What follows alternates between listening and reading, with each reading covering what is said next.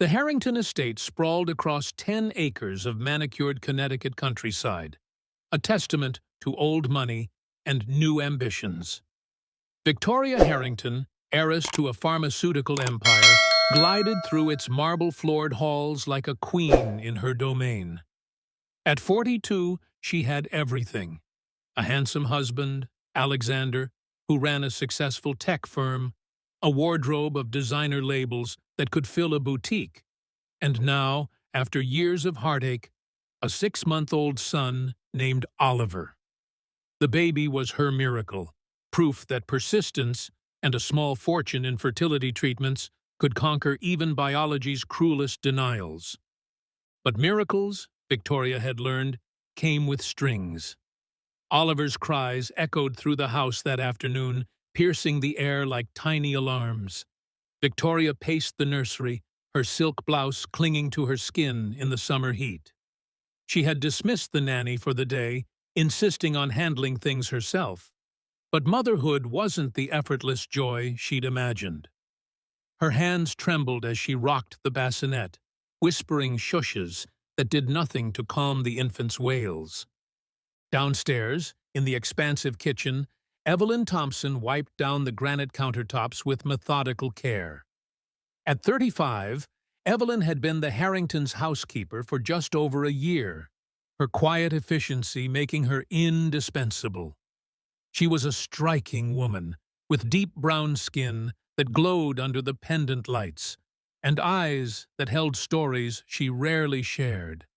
Born in a small Georgia town, Evelyn had come north seeking better opportunities after a string of hardships: a failed marriage, mounting debts, and the loss of her own dreams. She sent most of her paycheck back home to support her aging mother and younger siblings, scraping by in a tiny apartment on the edge of town. The job at the Harringtons paid well, but it demanded invisibility. Clean, cook, disappear. Evelyn paused her work, tilting her head toward the ceiling. The baby's cries had been going on for nearly an hour now. She knew that sound: hunger, perhaps, or discomfort. As a mother herself, once, briefly, she recognized the nuances in an infant's distress. But it wasn't her place. Mrs. Harrington had made that clear from day one. Stay in your lane, Evelyn. The house is your domain, not my family. Still, the cries tugged at her. Evelyn set down her cloth and climbed the grand staircase, her sensible shoes silent on the carpet. She hesitated outside the nursery door, listening. Victoria's voice filtered through, sharp with frustration. "Why won't you stop? What do you want from me?" Evelyn knocked softly. "Mrs. Harrington? Is everything all right?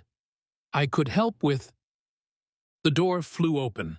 Victoria stood there, her blonde hair disheveled, eyes wild.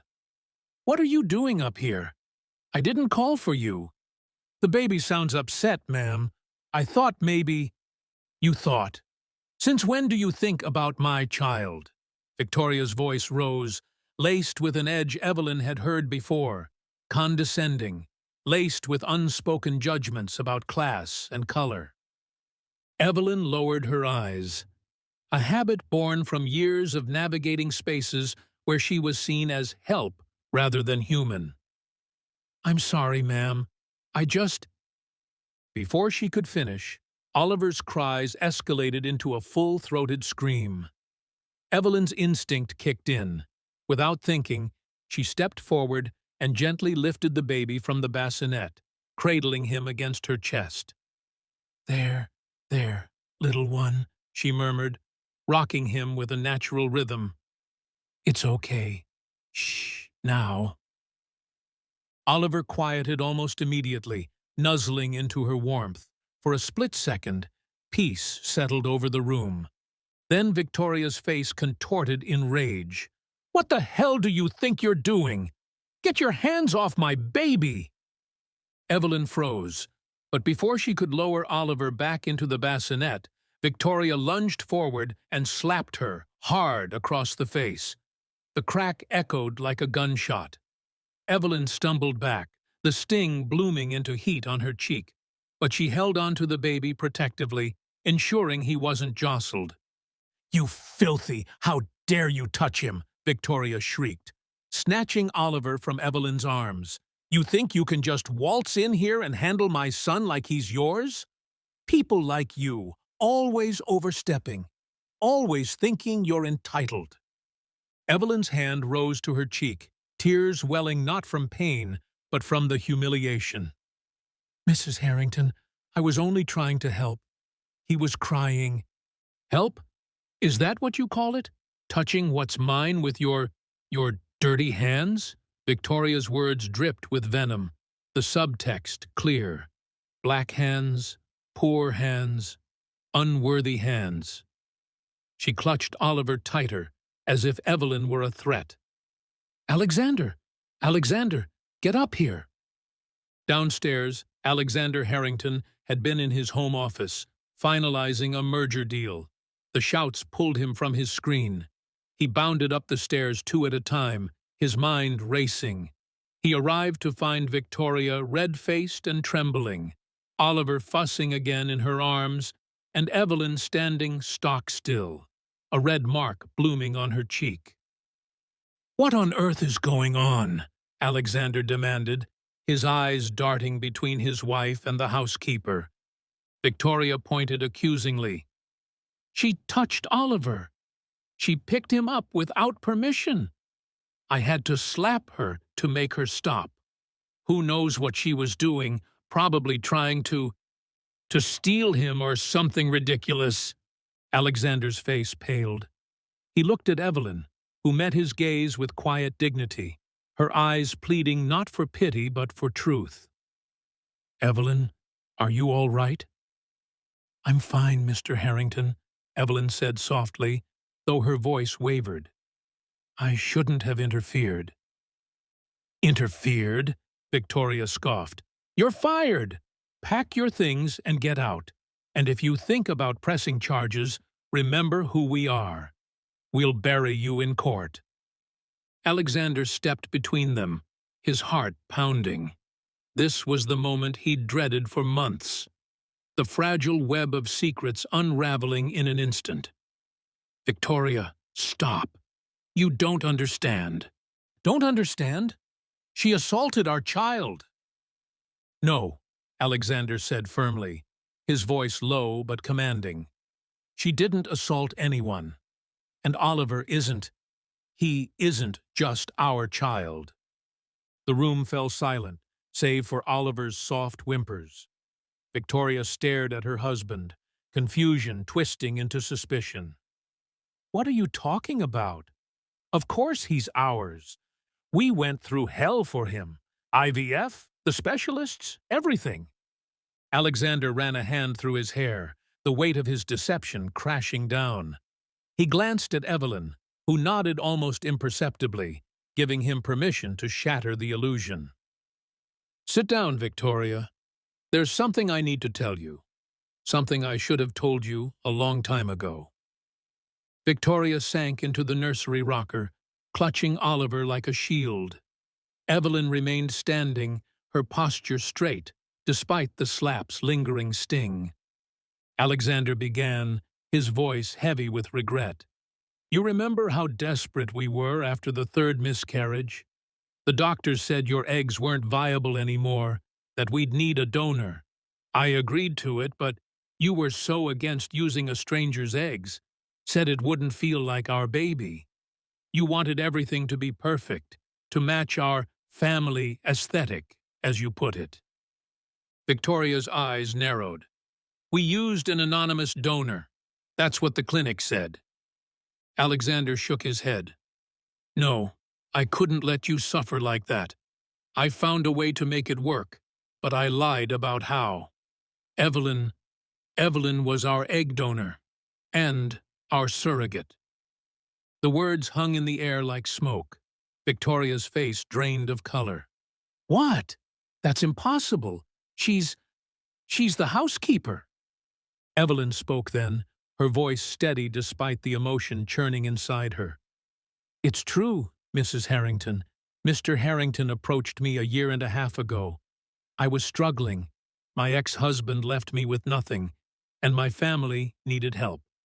He offered me a way out.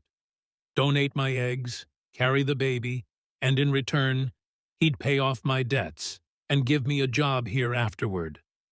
I agreed because, well, I wanted to help, and I needed the money.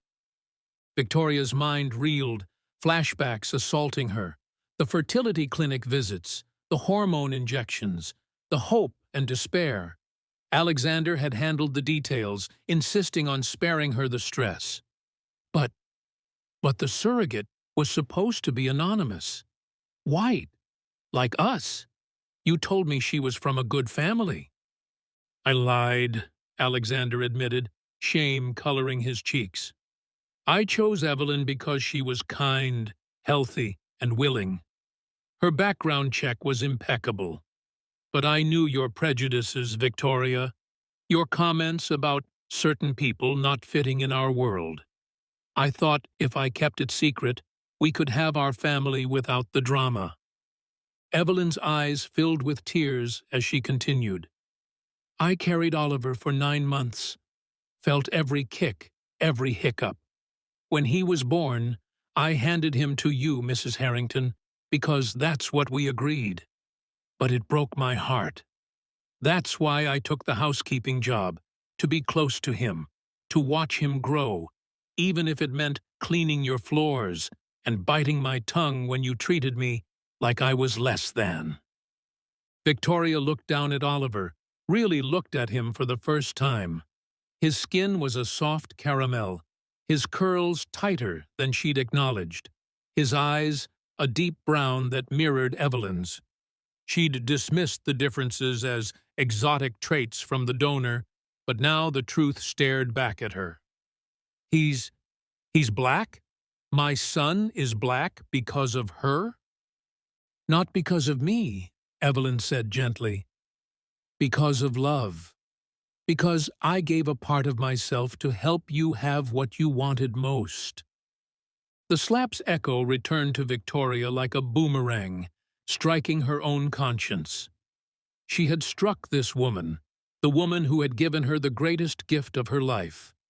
Waves of guilt crashed over her, mingling with the ugly undercurrents of her biases.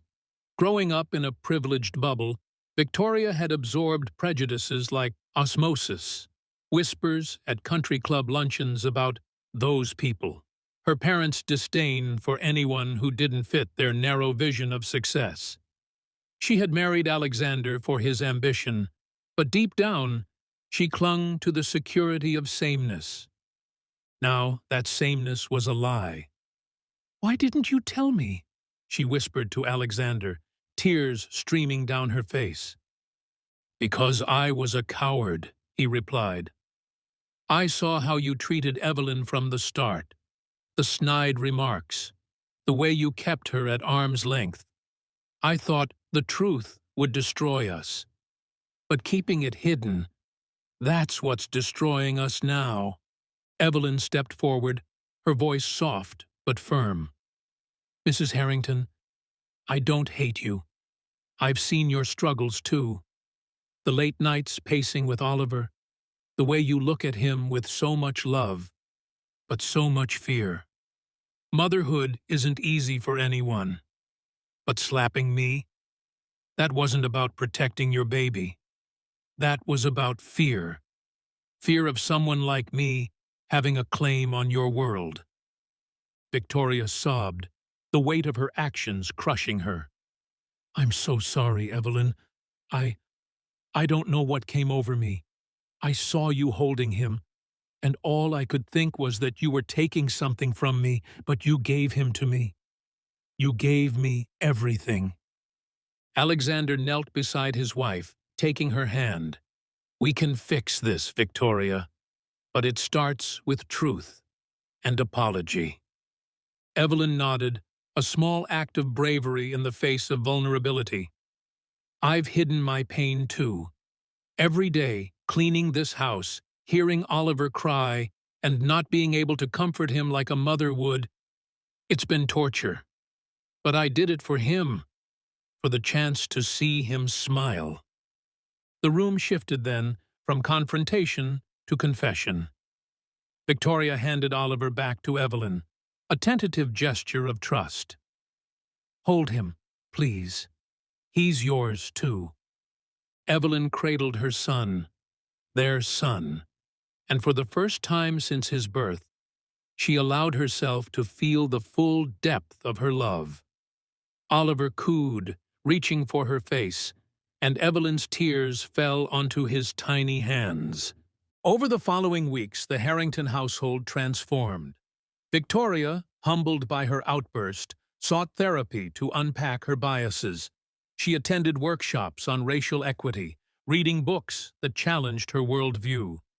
It wasn't easy, nights of arguments with Alexander, moments of backsliding, but she persisted, driven by a newfound moral compass. She apologized to Evelyn repeatedly, not just with words, but actions, raising her salary, giving her time off to visit family, and inviting her to family dinners as an equal. Alexander, too, found redemption in honesty. He confessed his role in the deception to their social circle, facing judgment, but emerging stronger. He started a foundation to support surrogates from marginalized communities, ensuring they received fair compensation and respect. Evelyn's hidden struggles came to light as well. She shared stories of her life, the racism she'd faced in her hometown, the ex-husband who drained their savings, the quiet strength that kept her going. In return, the Harringtons helped her mother relocate nearby, providing stability she'd never known. One evening, as summer faded into fall, they gathered in the garden. Oliver toddled on the grass, giggling as Evelyn chased him. Victoria watched, a soft smile on her face. "Thank you," she said to Evelyn, "for your bravery, for giving me a chance to be better." Evelyn smiled back. "We all deserve second chances. That's what family is." In that moment, justice bloomed, not in punishment, but in understanding. Victoria realized that true wealth wasn't in estates or empires, but in the courage to confront one's flaws. The slap, once a mark of division, became a scar of growth, reminding them all that kindness could redeem even the deepest wounds. And Oliver, oblivious to the storm that had birthed him, grew up surrounded by love from two mothers, a testament to the hidden struggles that bind us and the bravery that sets us free.